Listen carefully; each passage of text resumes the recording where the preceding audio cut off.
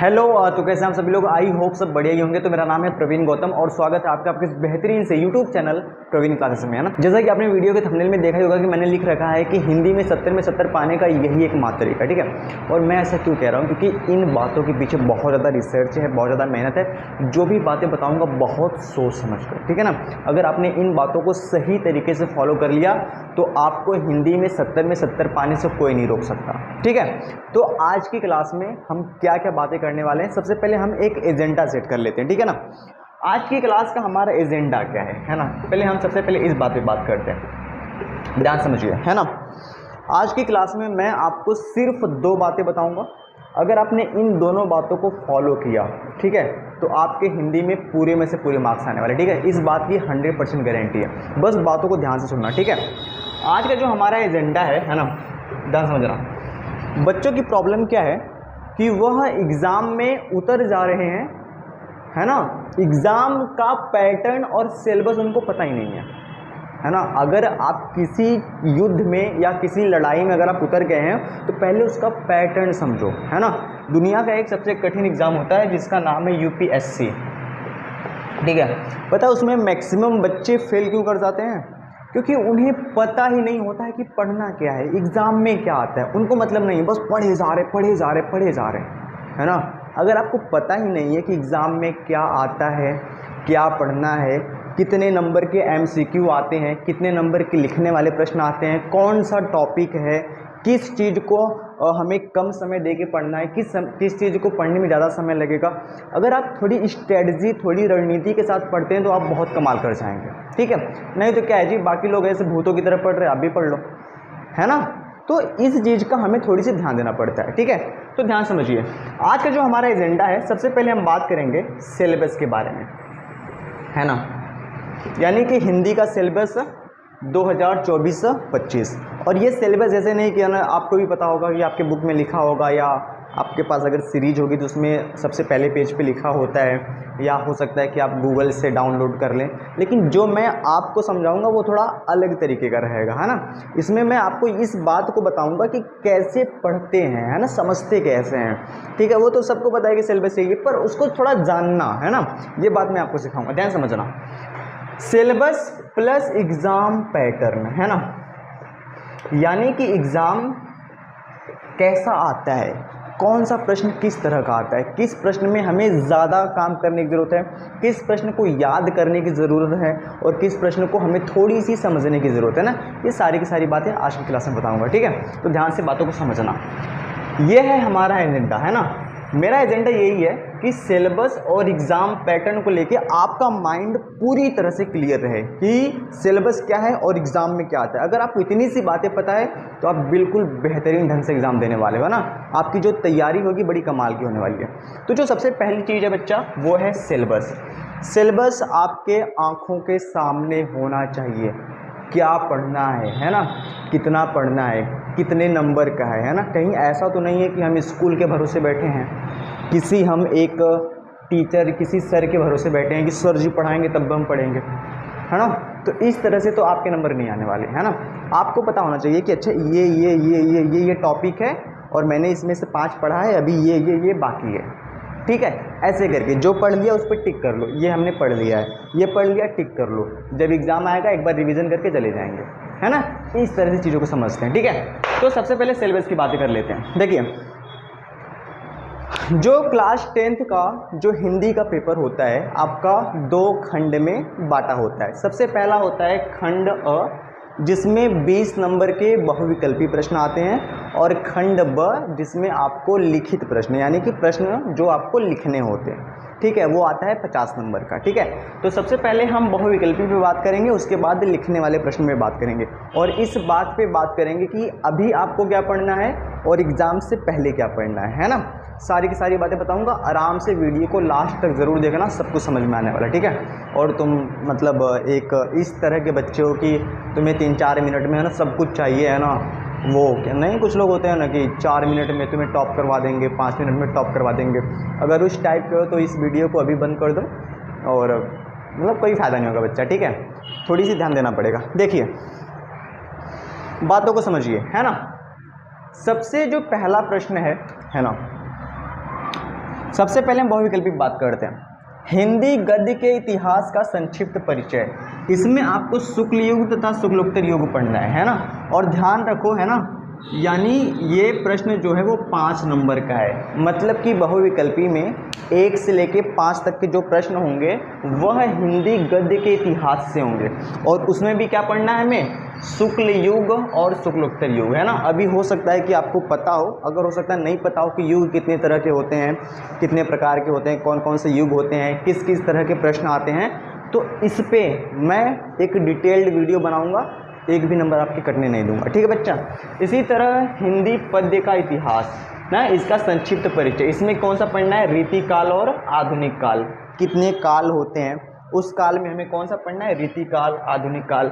इसमें प्रश्न किस तरह से होते हैं, फॉर एग्जांपल अगर आपसे कह देगा, है ना, कि रीतिकाल की समय सीमा क्या है ना, कितने सन से कितने सन तक रीतिकाल चला था, है ना।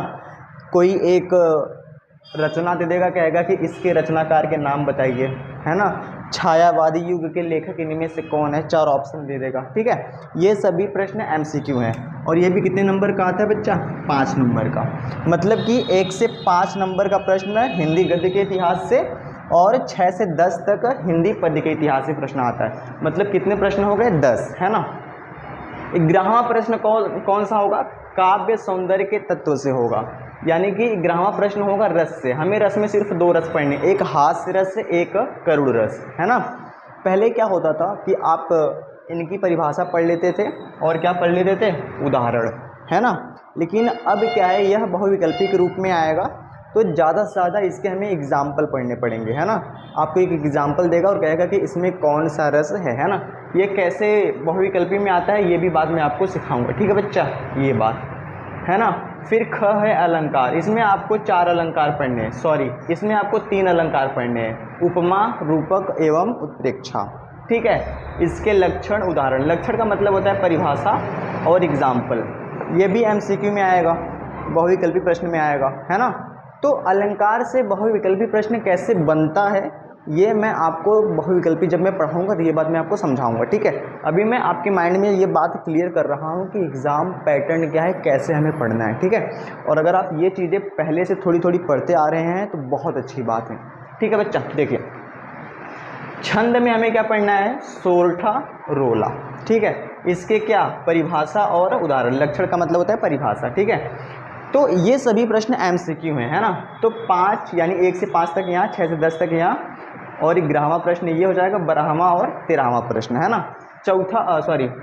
13वां हो गया। 14वां प्रश्न जो होगा उपसर्ग से होगा, ठीक है बच्चा। और 15वां प्रश्न समास से होगा। और 16वां प्रश्न जो होगा तद्भव आ जाएगा या तत्सम आ जाएगा या क्या आ जाएगा, पर्यायवाची। उपसर्ग में हमें क्या पढ़ना है, अ से, अन से, यानी उपसर्ग क्या होते हैं, ऐसे शब्द जो किसी शब्द के पहले लगकर उसके अर्थ को चेंज कर देते हैं, यानी उपसर्ग पहले लगते हैं, जिनको अंग्रेजी में प्रीफिक्स कहते हैं ना। तो अ हो गया, अन हो गया, अधि हो गया, अप, अनु, उप, सह, निर, अभि, परि, सु, है ना। जैसे फॉर एग्जांपल ये है ना, अप, तो अप से क्या हो जाएगा, अपमान, ऐसे करके, है ना। तो ये चीज़ें आपको थोड़ी थोड़ी पढ़ते रहना। कैसे पढ़ेंगे, सिंपल सी बात है, आप ना 2025 की सीरीज़ ले लो, अब तक मार्केट में आ गया होगा, है ना। ख़ास करके आप राजीव प्रकाशन की सीरीज़ लो, उसमें जितने भी पिछले साल 2024 में, 2023 में, 2022 में जितने भी प्रश्न आए हैं खुद से पढ़ते रहो। जो मैं पढ़ाऊँगा वो तो मतलब पढ़ाऊँगा ही, ठीक है। लेकिन अगर आप खुद से पढ़ते रहेंगे तो बड़ा मज़ा आ जाएगा। चलिए आगे बढ़ते हैं जी। समास में द्वंद्व समास पढ़ना है, द्विगु और कर्मधारय और बहुव्रीहि। अगले साल सिर्फ यही 3 था, लेकिन इस साल बहुव्रीहि समास भी है ना। तद्भव, तत्सम और पर्यायवाची, इनके बारे में आप जानते हैं, ठीक है। तो कितने हो गए यहाँ से, 10, 11, 12, 13, 14, 15, 16, ये है 16 नंबर, ठीक है। उसके बाद तद, तद का मतलब होता है वह, युष्मत का मतलब तुम, है ना। यह क्या है बच्चे, सर्वनाम है, इसका रूप होता है ना, वो नहीं था, है ना, ठीक है। एक वचन, द्विवचन, बहुवचन और प्रथम विभक्ति, द्वितीय विभक्ति, तृतीया, चतुर्थी, पंचमी, है ना, ऐसे करके। तो ये भी बहुविकल्पी में आता है। उसके बाद वाक्य का स्वरूप, वाच्य प्रयोग एवं वाच्य का परिवर्तन, पद, परिचय, विकारी एवं अविकारी शब्द, ये तीनों जो हैं वो नए टॉपिक जुड़े हैं, है ना, है ना। इनके बारे में आपको बताऊंगा। ये जो वाच्य है अंग्रेजी में जो आपने वॉइस पढ़ा था वही है ना। इसको भी मैं आपको समझाऊंगा। और पद परिचय। विकारी शब्द क्या होता है, अविकारी शब्द क्या होता है, ये होता क्या है, और इनसे बहुविकल्पी प्रश्न कैसे पूछे जाते हैं, ये सारी की सारी बातें मैं आपको समझाऊंगा। तो आपको ये टॉपिक्स अपने माइंड में रखने हैं कि यहाँ से 20 बहुविकल्पी प्रश्न आने वाले हैं, ठीक है। ज़्यादा ना रट्टा वाली पढ़ाई नहीं पढ़नी, ध्यान देना है कि इनसे बहुविकल्पी प्रश्न कैसे पूछे जाएंगे। ये बात आपको तभी पता चलेगी जब आप पिछले साल के क्वेश्चन देखेंगे। पिछले साल के क्वेश्चन कैसे देखेंगे, आपके पास अगर सीरीज़ है तो उसमें देख लेंगे, या पिछले साल का किसी से पेपर लेके उसमें देख लेंगे, नहीं तो मैं इन सभी पे वीडियो बनाऊंगा, ठीक है बच्चा, ध्यान से, ठीक है। तो कितना हो चुका था, 5, 5, 10, 11वां प्रश्न, 12वां, 13वां, 14वां, 15वां, 16वां, 17वां, 18वां, 19वां और 20वां। ये टोटल आपके कितने नंबर के हो जाते हैं, 20 नंबर के, है ना। अब हम बात करते हैं खंड ब पे, यानी लिखित प्रश्न में, ठीक है। कोई चिंता वाली बात नहीं है, आराम से बताऊंगा, सारी की सारी बातें क्लियर हो जाएंगी, ठीक है बच्चा। आगे बढ़ते हैं। देखिए, जो खंड ब है वह है वर्णनात्मक प्रश्न, मतलब कि इसके आपको आंसर देने पड़ेंगे, मतलब कि लिखित आपको लिखना पड़ेगा, ठीक है बच्चा। तो इस पे बात कर लेते हैं, ध्यान समझना, ठीक है। और देखो, मैं सिंपल सी बात समझाना चाह रहा हूँ, ठीक है। हिंदी एकमात्र ऐसा सब्जेक्ट है जिसमें आप पूरे में से पूरे नंबर ला सकते हैं, बस थोड़ी सी अगर आप बातों को समझ लेंगे तो, ठीक है, तो बड़ा मजा आएगा, ध्यान समझिए, है ना। अगर हम इसमें बात करें तो इसमें क्या होता है, गद्य हेतु निर्धारित पाठ्य वस्तु से गद्यांश पर आधारित प्रश्न, मतलब कि जो आपका गद्य है, हिंदी में क्या होता है, एक गद्य होता है, गद्य मतलब कहानी, और एक होता है पद्य। पद्य का मतलब जैसे कि सूरदास का हो गया, तुलसीदास का, बिहारी का, रसखान का, वो पद्य है, ठीक है ना। तो गद्य से क्या होगा, आपको एक पैराग्राफ दिया जाएगा, उन पैराग्राफ से आपसे 3 प्रश्न पूछे जाएंगे। पहला प्रश्न जो होगा वो संदर्भ, यानी कि जो गद्य है उसका संदर्भ लिखिए। संदर्भ का मतलब होता है कि वह गद्य जो है किस पाठ का है और उसके लेखक का नाम क्या है। कई लोगों को संदर्भ लिखना नहीं आता, ये बात भी मैं सिखाऊंगा, ठीक है ना। अभी मैं आपको बताऊंगा कि क्या क्या बातें मैं आपको बताऊंगा और क्या क्या बातें आपको पढ़ते रहनी है ना। तो सारी की सारी बातें क्लियर हो जाएंगी, ध्यान समझना, ठीक है। तो पहला प्रश्न संदर्भ होता है। जो दूसरा होता है, उसी गद्य में एक मतलब कि किसी लाइन को ऐसे रेखांकित कर दिया जाएगा और कहा जाएगा कि रेखांकित अंश की व्याख्या कीजिए, है ना। 2, 2, 4 और एक और सिंपली सा प्रश्न पूछ लिया जाएगा। वो प्रश्न एक मतलब कोई सा भी प्रश्न हो सकता है, 2, 4 और 6, यानी कि गद्य से जो है वो 6 नंबर का प्रश्न आता है ना। और गद्य में ध्यान समझो, ठीक है। मैंने बहुत ज़्यादा चीज़ों को एनालिसिस करा है, बहुत ज़्यादा प्रीवियस ईयर क्वेश्चन देखे, बहुत सोच समझ के, बहुत रिसर्च करके ये वीडियो बना रहा हूँ, ठीक है। तो सारी की सारी बातें ध्यान समझना। देखो, अगर आप गद्य के शुरुआत के 4 चैप्टर पढ़ लेते हैं, है ना, शुरुआत के 4 चैप्टर और एक मतलब एक वो वाला भी पढ़ लेना, ईर्ष्या तू न गई मेरे मन से, रामधारी सिंह दिनकर का। शुरुआत के 4 चैप्टर कौन से हैं, सबसे पहला है मित्रता, ममता, भारतीय संस्कृति, और कौन सा है, अजंता। इसके अलावा एक रामधारी सिंह दिनकर को भी पढ़ लेना, ठीक है ना। तो वहाँ से उनका, है ना, आप किसी सीरीज से, कोई राजीव प्रकाशन की सीरीज़ ले लेना, या कोई अच्छे से हिंदी वाले सर का वीडियो देख लेना, या आपके स्कूल में जो भी पढ़ाते हैं, ठीक है। देखो, मैं हिंदी को लेके गाइड कर रहा हूँ, है ना। जो बातें मैं आपको बताऊंगा उसको समझना, ठीक है। मैं प्योरली हिंदी का टीचर नहीं हूँ, लेकिन गाइडेंस इतनी बेहतर आपको दूंगा कि आपके पूरे में से पूरे नंबर आएंगे, ठीक है। तो ध्यान समझना। तो आप शुरुआत के 4 चैप्टर और एक रामधारी सिंह दिनकर का, है ना, आप थोड़ी उसका ना हिंदी पढ़ लेना, और जो रेखांकित अंश की व्याख्या है थोड़ी उसकी प्रैक्टिस कर लेना, सीरीज से कर लेना या किसी वीडियो में देख लेना, ठीक है। तो वहाँ से आपके 6 नंबर बिल्कुल क्लियर हो जाएंगे, इसमें कोई डरने वाली बात नहीं, ठीक है। दूसरा, पद्य हेतु निर्धारित पाठ्य पुस्तक से पद्यांश पर आधारित प्रश्न, ये भी 6 नंबर का आता है। जैसे गद्य में एक पैराग्राफ आता है, वैसे पद्य में भी एक पैराग्राफ आता है ना। वहाँ से आपसे 3 प्रश्न पूछे जाएंगे 6 नंबर के, ठीक है बच्चा। तो जो सबसे पहला होगा वो वही होगा कि उसका संदर्भ लिखिए। दूसरा क्या होगा, उसमें भी रेखांकित किया गया होगा, आपसे कहेगा रेखांकित अंश की व्याख्या कीजिए। और लास्ट प्रश्न में आपसे पूछ सकता है कि उपर्युक्त इस वाली पंक्ति में कौन सा अलंकार है, या एक नॉर्मल सा प्रश्न, अगर आप उसका हिंदी जानते होंगे, है ना, जैसे कि वो है ना, चरण कमल बंदो हरिराई, ऐसे करके जो पैराग्राफ होते हैं, अगर आप उनका हिंदी जानेंगे तो आप प्रश्नों के भी जवाब दे लेंगे, आप संदर्भ भी लिख पाएंगे, रेखांकित अंश की व्याख्या भी कर पाएंगे, ठीक है। तो ये भी कितने नंबर का होता है, 6 नंबर का होता है। पद्य में मैं आपको बहुत सिंपल कह रहा हूँ, पद्य में किसका किसका पढ़ना है, सूरदास का, तुलसीदास का, बिहारी का और रसखान का। इन चारों के पद्य के जितने भी हैं सारे के सारे आपको पढ़ लेने हैं, है ना। बहुत टफ नहीं होता है, सिंपल होता है। देखो एक बात सुनो, ठीक है, नंबर लाने हैं तो मेहनत तो करनी पड़ेगी, है ना, कोई शॉर्टकट नहीं, मतलब मेहनत मतलब थोड़ी सी काम तो करना पड़ेगा। ठीक है बच्चा, आगे बढ़ते हैं। तो ये हो गए 6 और 6 नंबर। इसी तरह संस्कृत का भी आपको एक पैराग्राफ मिलेगा, उसका क्या लिखना पड़ेगा, आपको संदर्भ लिखना पड़ेगा और उस संस्कृत का जो पैराग्राफ होगा उसका आपको हिंदी में अनुवाद करना पड़ेगा। जैसे वाराणसी चैप्टर हो गया है ना, तो इसमें अब मैं आपको बता रहा हूँ कौन कौन से चैप्टर पढ़ने हैं। एक वाराणसी पढ़ लेना, एक भारतीय संस्कृति, और एक प्रबुद्धो ग्रामीण और एक जो जीवन सूत्राणी है वो वाला पढ़ लेना। ठीक है बच्चा, इतने से आपका काम हो जाएगा, है ना। फिर क्या है, संस्कृत पद्यांश, है ना। देखो एक गद्य होता है, एक पद्य होता है, ठीक है। यानी पद्यांश का मतलब श्लोक, वो जो श्लोक है वो किस पाठ का है, संदर्भ मतलब किस पाठ का है। संस्कृत में क्या होते हैं, लेखक वेखक नहीं होते, ठीक है ना, सिर्फ पाठ का नाम लिखना होता है। और उसका हिंदी में अनुवाद, जो भी जितने भी श्लोक हैं, चाहे वाराणसी चैप्टर के श्लोक हों, चाहे भारतीय संस्कृति चैप्टर के श्लोक हों, है ना, कोई भी श्लोक हो, आपको उसकी हिंदी आनी चाहिए, उसका अर्थ आपको आना चाहिए। ये काम आपको करना है, मतलब कि हिंदी गद्य, हिंदी पद्य, संस्कृत गद्य, संस्कृत पद्य। संस्कृत पद्य का मतलब श्लोक, ये 4 चीज़ों आपको एकदम खुद से पढ़नी है, चाहे जैसे पढ़ो मुझे नहीं पता, पर खुद से पढ़ो। हाँ, इसमें मैं आपको संदर्भ लिखना सिखाऊंगा, ये मैं करूँगा, ठीक है। आप स्कूल में सर से पढ़ो, किसी यूट्यूब पर वीडियो देखो, सीरीज से पढ़ो, बुक से पढ़ो, गाइड से पढ़ो, मुझे नहीं मतलब, है ना। आप इसको पढ़ो चाहे जैसे, ठीक है।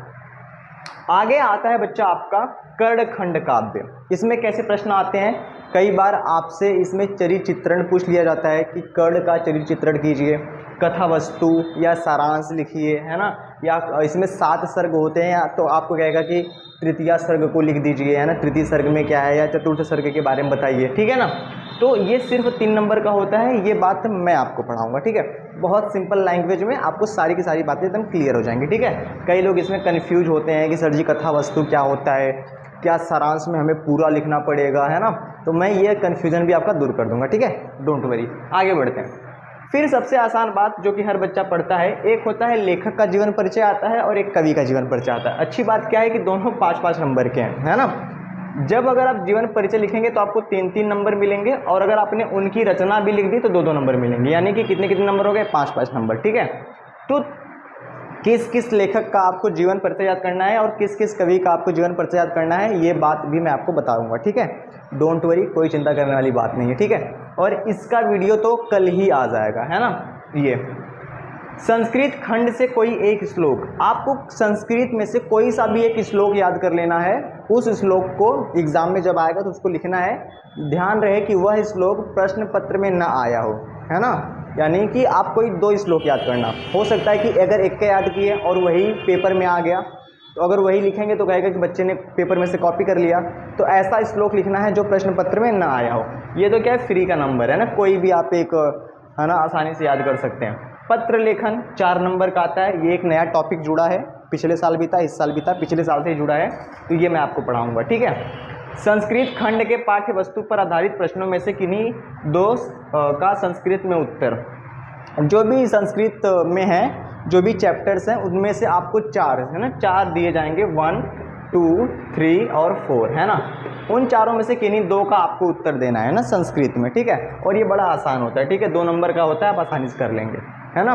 और फिर आता है मोस्ट इम्पॉर्टेंट निबंध, यानी कि 7 नंबर का निबंध, जो कि मैं पढ़ाऊंगा, ठीक है। इतना कमाल का निबंध लिखूंगा ना, ठीक है, कि टीचर चेक करने से पहले एक बार डांस करेगा, है ना, फिर दोबारा चेक करेगा और कहेगा कि यार बच्चे ने क्या लिखा है, ठीक है। एकदम कमाल का निबंध तो मैं आपको इतना बेहतरीन लिखवाऊंगा, वैसा निबंध, मतलब कि वैसा निबंध समझो कि IAS PCS वाले लिखते हैं ना, ठीक है। और ये नहीं कि मतलब बहुत बड़ा, ठीक है। निबंध का मतलब होता है निबंध ऐसा हो कि जब उसको पढ़ा जाए तो मन खुश हो जाए, मज़ा ही आ जाए, ठीक है। तो ऐसा आपको मैं निबंध लिखवाने वाला हूँ, ठीक है। तो आपको क्या क्या पढ़ना है और मैं क्या क्या पढ़ाने वाला हूँ, एक बार आपको शॉर्ट में बता दे रहा हूँ, फटाफट से ध्यान समझिए। हिंदी गद्य, हिंदी पद्य, संस्कृत गद्य और संस्कृत श्लोक, है ना, इनका आपको सारे के सारे चैप्टर्स पढ़ लेने हैं जो जो मैंने आपको कहा है, ठीक है बच्चा। और संदर्भ लिखना मैं सिखाऊंगा आपको, रेखांकित अंश की व्याख्या सीखते रहनी है, और जो भी चीज़ें हैं ना, कर्णखंड का मैं पढ़ाऊंगा, लेखक का और कवि का जीवन परिचय ये मैं आपको पढ़ाऊंगा, मतलब मैं आपको दे दूंगा। संस्कृत का श्लोक आप खुद से याद करेंगे, पत्र लेखन मैं पढ़ाऊंगा, संस्कृत के उत्तर आप खुद से पढ़ेंगे, निबंध मैं आपको पढ़ाऊंगा। और जो मैंने बहुविकल्पी में जितने भी मैंने आपको टॉपिक बताए हैं वो सारे के सारे बहुविकल्पी है। रस हो गया, है ना, सोठा दोहा हो गया, या अलंकार हो गया, जितने भी चीज़ें हैं, उपसर्ग प्रत्यय, है ना, उसमें से अगर आप खुद से कुछ पढ़ सकते हैं तो पढ़ते रहना, वरना मैं सारे के सारे टॉपिक मैं पढ़ाऊँगा, ठीक है। माइंड को एकदम क्लियर रखना, खास करके वो जो 5-5 नंबर के हैं, है ना, हिंदी गद्य का इतिहास और हिंदी पद्य का इतिहास, एक भी नंबर कटने नहीं दूंगा, MCQ में एक भी नंबर कटने नहीं दूंगा, ठीक है। और अब हम उस बात पे बात कर लेते हैं कि बच्चे का नंबर कहाँ पे कटता है। देखिए बच्चे के नंबर कटने के कहाँ कहाँ चांसेस है मैं आपको बता रहा हूँ, ठीक है। कभी भी इसमें किसी का नंबर नहीं कटता, हर कोई संदर्भ लिख लेता है, हर कोई रेखांकित अंश की व्याख्या कर ही लेता है ना, और वो जो प्रश्न होता है उसका उत्तर दे ही लेता है ना, इसमें भी कर लेता है, संस्कृत में भी कर लेता है ना। नंबर उसके कटते हैं निबंध में, है ना। लोगों को लगता है कि निबंध मतलब क्या, कुछ भी लिख देंगे, है ना, कॉपी तो भरना होता है, ऐसा नहीं होता, है ना। निबंध मतलब एक स्टाइल में, एक अच्छे तरीके से लिखा जाता है, ठीक है। और नंबर कहाँ कटते हैं, MCQ में, है ना। उसमें क्या है, गलत हुआ सीधे नंबर कट गए। लिखने वाले में तो चलो ठीक है, टीचर अगर खुश हुआ तो एक आध नंबर दे देगा, MCQ वाले में सीधे नंबर कट जाएंगे। तो बहुविकल्पी में कोशिश करना है कि एक भी नंबर ना कटे, और इन चीज़ों में मैं आपके नंबर कटने नहीं दूंगा, ठीक है। तो ये था पूरा का पूरा इस क्लास का एजेंडा कि एग्ज़ाम पैटर्न क्या है, एग्ज़ाम में क्या आता है, कितने नंबर का आता है। इससे क्या है, हमारा माइंड पूरी तरह से क्लियर है। आपको क्या पढ़ना है ये आपको पता है, मुझे क्या बताना है ये मुझे पता है, ठीक है। तो अब से बिल्कुल एकदम तैयार हो जाओ, है ना, 2025 एग्ज़ाम के लिए, है ना, ठीक है। एकदम बेहतर से नंबर लाने हैं और बहुत ही हंसते मुस्कुराते हुए, ठीक है। ज़्यादा चिंता नहीं करना, ठीक है, जब तक मैं हूँ। तो आज की वीडियो द एंड होती है ना, और इसी के साथ ठीक है मिलते हैं नेक्स्ट वीडियो में। तब तक के लिए धन्यवाद, ओके बाय और बाय।